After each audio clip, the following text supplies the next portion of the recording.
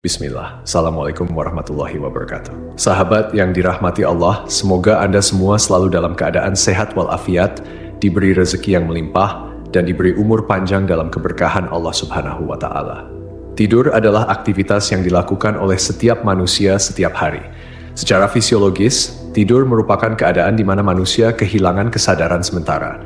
Dalam Islam, tidur sering dianggap sebagai bentuk kematian kecil, di mana roh manusia diatur oleh Allah Subhanahu wa Ta'ala.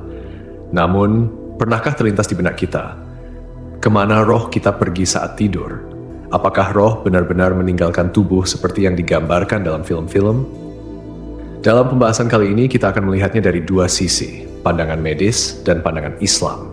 Namun sebelum melanjutkan, jangan lupa untuk mendukung channel ini dengan klik subscribe, like, dan lonceng notifikasi, agar kita terus bisa menyebarkan syiar Islam.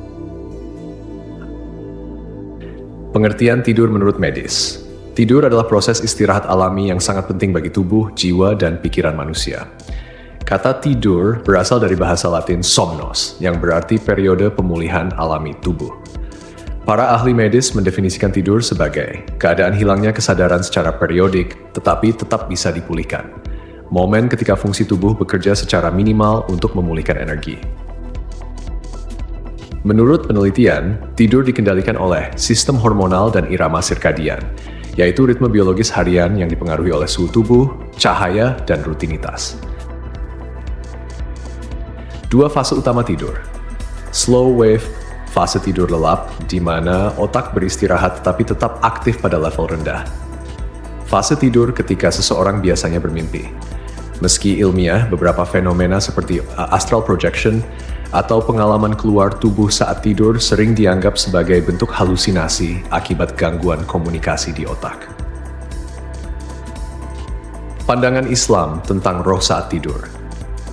Islam memberikan makna spiritual yang mendalam tentang tidur. Dalam surah Az-Zumar, ayat 42, Allah Subhanahu wa Ta'ala berfirman, Allah memegang jiwa, roh seseorang pada saat kematiannya, dan memegang jiwa seseorang yang belum mati di waktu tidurnya.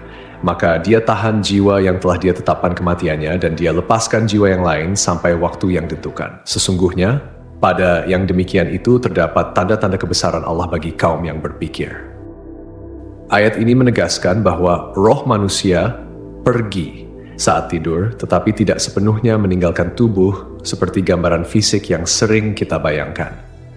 Allah memegang kendali penuh atas roh, dan hanya Dia yang menentukan apakah seseorang kembali bangun atau tetap dalam keadaan wafat. Tafsir para ulama, Ibnu Katsir menjelaskan bahwa roh manusia saat tidur seperti dipinjam oleh Allah Subhanahu wa Ta'ala dan akan dikembalikan kepada tubuh ketika waktu tidurnya usai. Al-Qurtubi menyebutkan bahwa tidur adalah bentuk kematian sementara yang menjadi pengingat bagi manusia akan kekuasaan Allah Subhanahu wa Ta'ala. Amalan sunnah sebelum tidur. Untuk menjaga keselamatan tubuh dan roh selama tidur, Rasulullah Shallallahu Alaihi Wasallam mengajarkan beberapa sunnah penting. 1. Membaca doa sebelum tidur. Rasulullah Shallallahu Alaihi Wasallam bersabda, dengan namamu ya Allah, aku hidup dan mati. Hadis riwayat Bukhari. 2. Mengibaskan tempat tidur 3 kali. Dari Abu Hurairah, Rasulullah Shallallahu Alaihi Wasallam bersabda, apabila salah seorang di antara kalian bangun dari tempat tidurnya, lalu kembali, hendaklah ia mengibaskan kainnya 3 kali sebelum tidur di tempat itu, karena ia tidak tahu apa yang terjadi di tempat tidur itu saat ia meninggalkannya. Hadis riwayat Bukhari dan Muslim. 3. Tidur dalam keadaan suci. Dalam hadis lain, disebutkan bahwa roh orang yang bersuci sebelum tidur akan lebih dekat dengan arsy Allah ketika dinaikkan ke langit untuk sujud. Tidur adalah aktivitas harian yang tidak hanya berfungsi memulihkan tubuh secara fisiologis, tetapi juga memiliki dimensi spiritual yang menunjukkan kekuasaan Allah. Selama tidur, roh manusia tidak sepenuhnya terpisah dari tubuh, melainkan tetap berada dalam kendali Allah.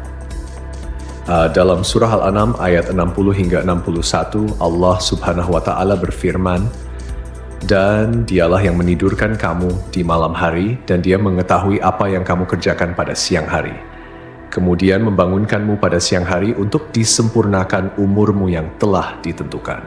Kemudian kepada Allah lah kamu kembali, lalu dia memberitahukan kepadamu apa yang dahulu kamu kerjakan, dan dialah yang mempunyai kekuasaan tertinggi di atas semua hambanya, dan diutusnya kepadamu malaikat-malaikat penjaga. Ayat ini menegaskan bahwa Allah melindungi roh manusia selama tidur, dengan malaikat-malaikat penjaga yang bertugas menjaga kita dari bahaya hingga tiba waktu kematian. Menurut riwayat Ibnu Majah, roh tetap memiliki hubungan dengan tubuh, khususnya melalui hidung. Hal ini menunjukkan bahwa roh tidak sepenuhnya meninggalkan tubuh saat tidur. Dalam riwayat Al-Baihaqi dari Abdullah bin Amr bin Al-As, disebutkan bahwa roh manusia dinaikkan ke langit saat tidur untuk sujud di hadapan arsy Allah. Jika seseorang dalam keadaan suci sebelum tidur, rohnya sujud lebih dekat kepada arsy.